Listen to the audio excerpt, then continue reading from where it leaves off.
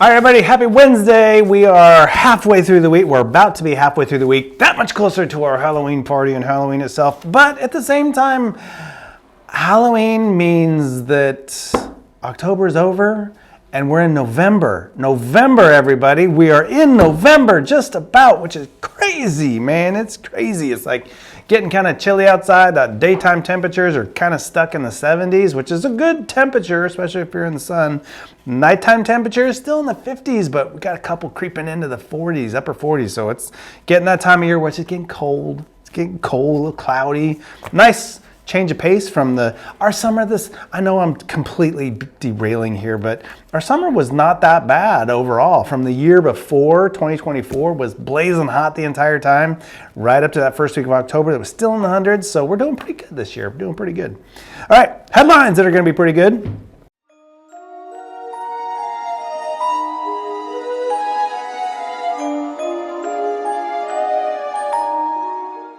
"6,000-year-old chewing gum reveals clues on Neolithic gender roles." Yes, what they found is that moms were still mad at their kids for spitting out their gum or chewing gum in the cave. Yeah. Ooh, you thought you could hide behind the light. Next up, Luigi's Mansion is coming to Nintendo Switch 2 just in time for Halloween. My kids used to play this on the whatever console it used to be on. I don't know. Maybe it was the other Switch. I don't know. Seemed like a cool game. You know, kind of fun. You get to chase ghosts and do ghost hunting and stuff like that. But that's pretty cool. So if you're a Switch lover, there you go. It's almost there. It's gonna make it before the end of the year. All right. Lastly, for our headlines, the cereal coating that will take your onion rings to new heights. Cereal on onion rings seems really weird, but I get it. A lot of sugar in there, so maybe it's Fruit Loops. I don't know. I didn't read the article because I thought Fruit Loops, that would be funny and maybe good. You know, I mean, who knows? Fruit Loops, a lot of sugar, a lot of weird stuff. Dang it, almost. So yeah, maybe next time you're making onion rings, I don't know. Maybe you make onion rings. You're gonna grind up some Fruit Loops, sprinkle them on there, and see how it goes. It may not be good, in which case, it's on you. All right, got to keep that throat nice and smooth for that beautiful, non-beautiful voice. Next up, we got to go back into the bearded, the not so bearded past. The past is the same. The beard is not. So we're going into back into the little bearded past. What's that?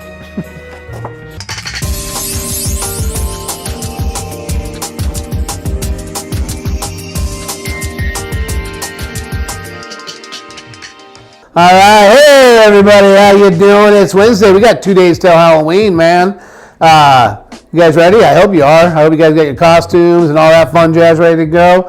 Well, we're going to go back in the past and find where my beard went today. So, with that being said, let's get to it. 1792, Mount Hood. Those of you guys who've ever had the opportunity to be up in Oregon, Mount Hood, it's beautiful. Oregon's a beautiful area. We have somebody here who is from Oregon. So if you want to learn more about Oregon, you can talk to them all about it. That's Jennifer. But Mount Hood, and it's named after Samuel Ed Hood, the first Viscount Hood, by Lieutenant William E. Broughton, who sighted the mountain near the mouth of the Williamette River. So this is actually a British name. This is a British name. This isn't an American colony's name. It would have been British.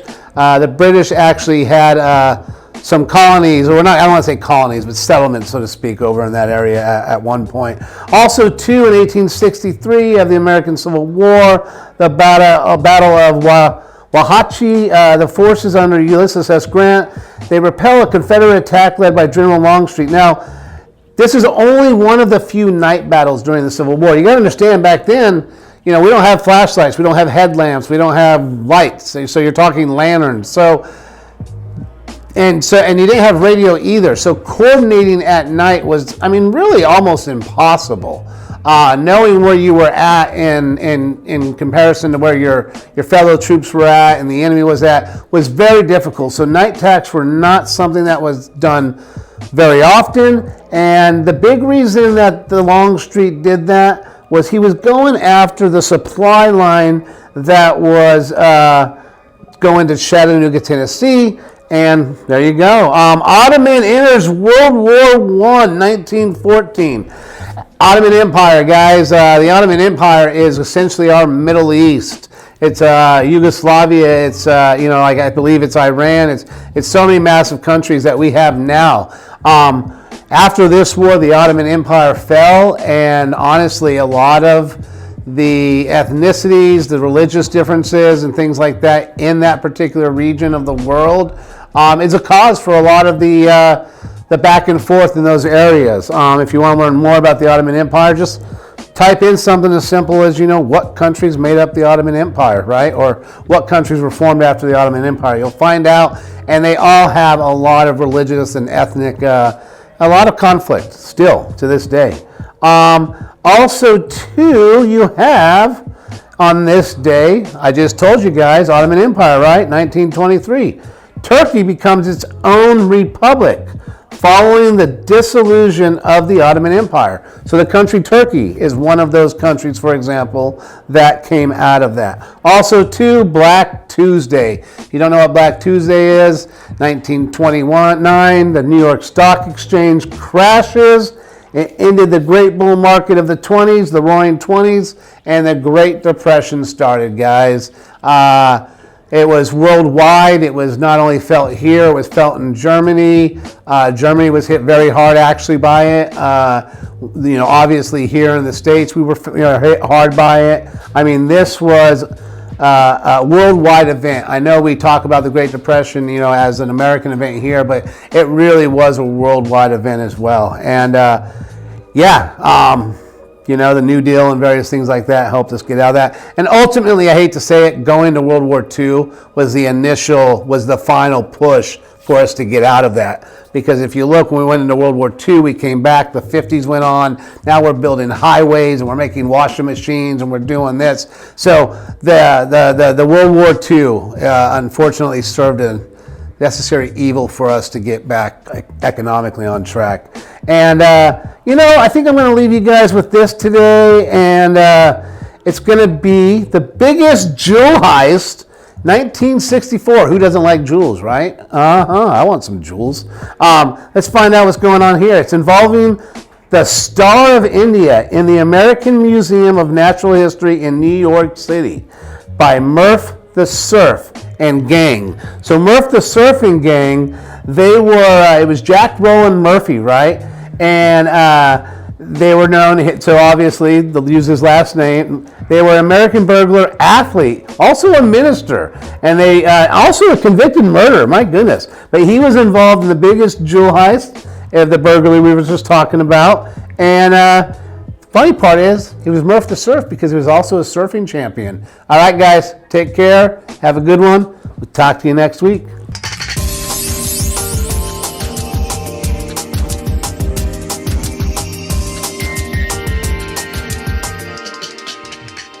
All right, very good. That was the not so bearded past, the little bearded past. All right, next up we have our spooky facts.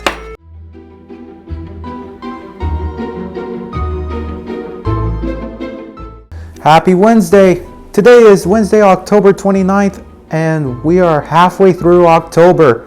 How crazy is that? Next week is the start of November.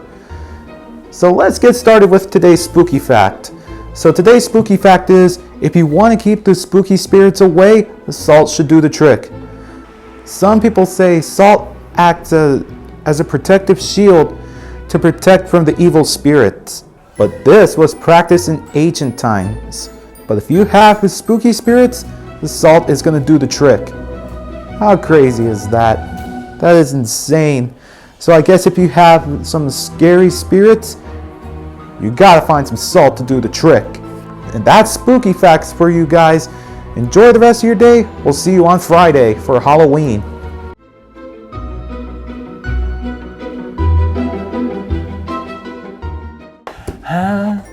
Salt, salt, salt. Salt keeps the spooky stuff away. I got salt. Actually, I'm not a big fan of salt. It's completely to digress. Too much salt, and I get these like bumps on my tongue. It's really, really annoying. And then I have to stop eating the salty food. And if you eat something, it's like, you know, you get the burger, you get the fries, and maybe get the onion rings with the Fruit Loops on it. Salty, salty, salty, but I can't eat very much of it because by the time I eat a little bit of everything, I got too much salt going on. And now, oh, maybe that's it.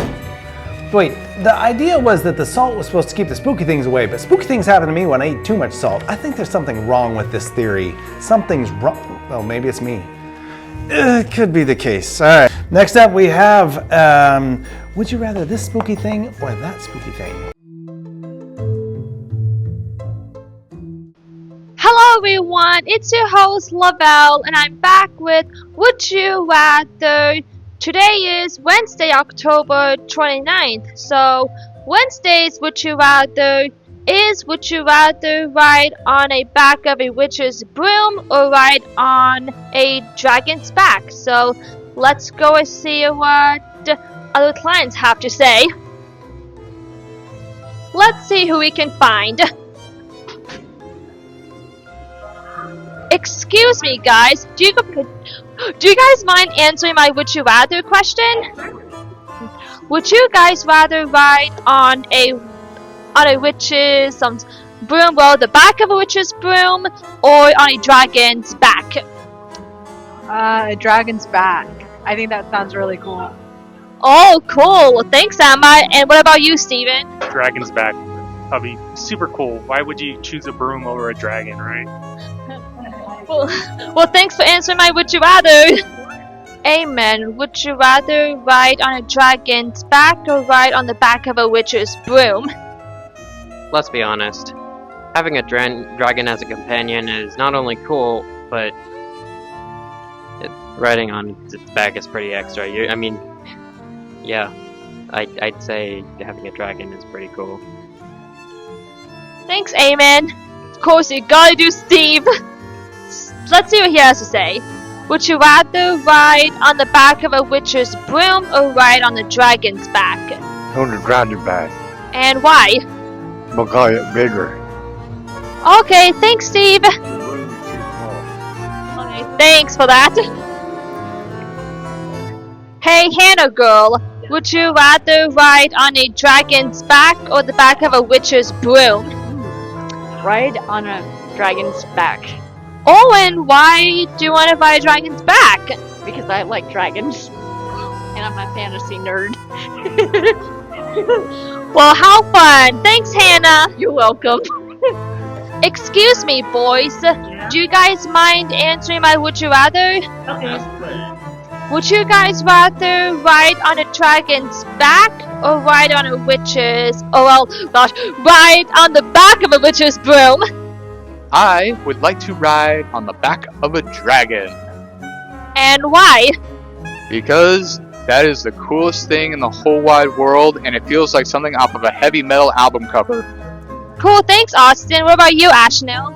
I would say dragon because dragons are awesome. Well, thanks both for answering my would you rather. And last but not least, call the host itself. So Cole, would you rather ride on the back of a witch's broom or on a dragon's back? This one's an easy one. It's definitely an easy one because I love dragons. It has to be the back of a dragon. Besides, aren't brooms really small? We've got the people dancing in the background. Well, and Steven. And Steven's dancing too? And the other Steve? Can you imagine riding on the back of a broom though? Isn't it really small? I guess so. Okay, well that's my answer. It's a dragon. Well, thanks for participating in my interview, and thank you, Hannah and Ted, for being the background dancers. He did the Monster Mash. It was a graveyard smash. And that concludes Would You. Sorry guys, can't stop laughing at Hannah dancing in the background, but anyway, that concludes today's Would You Rather. I hope everyone enjoyed it, and thank you to everyone that participated. Stay tuned for Fridays Would You Rather on Halloween! How exciting! And see you guys on Fridays Would You Rather. Mwahahaha! Oh, this is a no-brainer for me. It is On a Dragon's Back. Not because of How to Train a Dragon, really good movies, by the way, but I've always been a fan of dragons. I always just thought they were really cool. All these kind of, this guy right here, sorry for the uncomfortable grab there, buddy. This is actually a gargoyle, not a dragon, but the company that makes these, Windstone, makes a ton of dragons. These are very heavy. They're almost made out of, they're a plaster, but a very heavy, thick plaster. And I collected those when I was very young. My parents would buy me an occasional one here and there. And so as I got older, I had quite a few.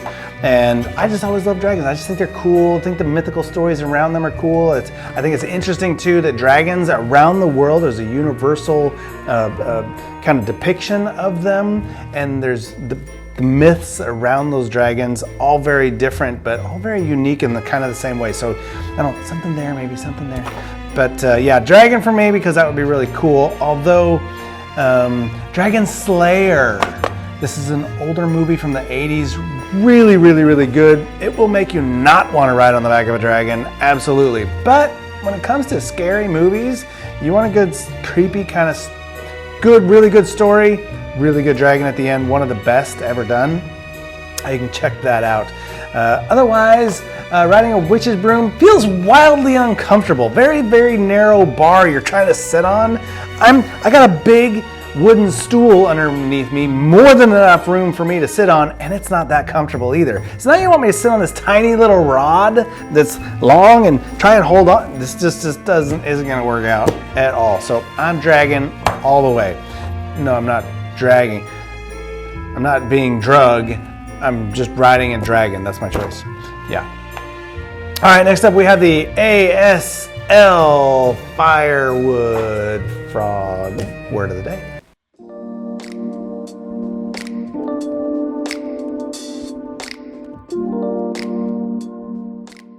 ASL phrase of the day is skeleton.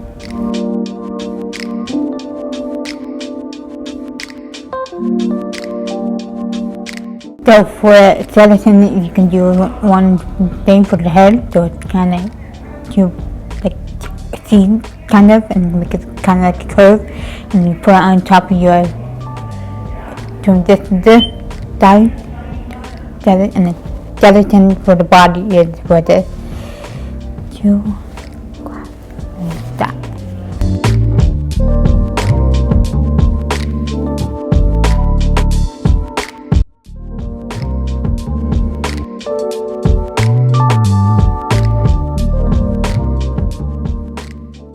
All right, skeleton. Skeleton. It's something like that. Yeah, it's very skeleton. A skeleton. I forgot what scary was. What was scary? Tell me in the back. What was scary? Oh, scary. Yeah. Okay, so skeleton is very scary if it's riding a motorcycle while eating a hot dog, because a hot dog always falls through their body. It's really, really weird, kind of disturbing. Not that a skeleton riding a motorcycle and all that stuff wouldn't be disturbing, but that would be extra disturbing because now you're watching it chew it up and it's falling through his body. It's very, very weird. I should move on from the ASL Firewood Frog word of the day. Moving on to the next thing, which is nostalgia with Zach. Spooky nostalgia. What's he got? Hey everybody, and welcome back to some spooky nostalgia. And today we're going to talk about one of the best Halloween movies ever. You know it very well. It is called Paranorman. Now, Paranorman came out in the late 2010s. It is inspired by Tim Burton's films. It's about a kid named Norman who talks to ghosts and zombies, and his friends and sister help him. It's not to kill the zombies, just to make peace with them. That's just what they do. Not kill them, just be friends with them. But that's enough of me talking. Hope you enjoyed this nostalgia. Paranorman, yes, I only watched this movie once because it was good. I like these cartoon types of movies, but it wasn't as much as I kind of wanted. The house cartoon, that one's really good. That one's actually pretty creepy. Great kid story, but a creepy one. It's kind of like you better be able to handle a little. If you're a kid, you better be able to handle a little bit of creepiness. That one's pretty darn spooky. Paranorman, good, middle of the road. Ghost story, kid cartoon, but not with the creepy factor. So the house movie, creepy factor. Paranorman, no creepy factor. All right, good job. We are mostly simpatico on that one. So, all right, guys, that is it for Wednesday. We got just a couple days until we got our Halloween party and our costume contest. So hopefully everybody's got their costumes ready to go. Multiple prizes for different categories. Well, spooky, scary, fun, whatever. Just have a good time with your costumes. We did have one gentleman a few years ago get really creative because he came in dressed completely normal and we all thought, but he got up and stood up in line for the costume contest and we're all like, hey buddy, where's your costume? Didn't say a thing. Pulled his jacket up over his head and he was a headless dude. And it totally worked. It's just the way it looked on his body and his frame, it totally worked. So you never know, you gotta be creative, but the only rule, no masks. Face paint, sure. Masks, no. All right, we will see you Friday for the morning routine and our Halloween party. We'll see you then. Take care, everybody.